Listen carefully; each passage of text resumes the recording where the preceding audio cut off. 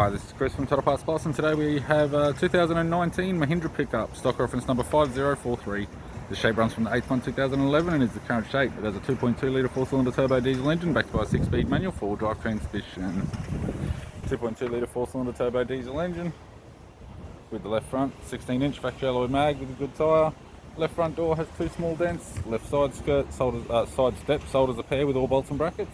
Left rear 16-inch factory alloy mag with a good tyre. It's got a galvanized factory steel tray with all bolts and brackets. Does have a crack in the left taillight lens.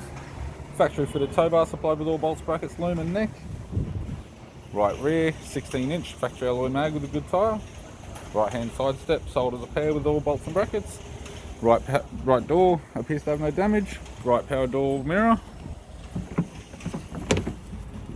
Driver's side door trim. Power window master switch. This vehicle is fitted with black cloth interior. Manual type center console, 6-speed manual gear shifter, heated controls, sat nav unit, interior mirror, left sun visor, courtesy lamp, sunglass holder type, and the instrument cluster. I'm Chris from Total Parts Plus, and I'd like to thank you for watching this video.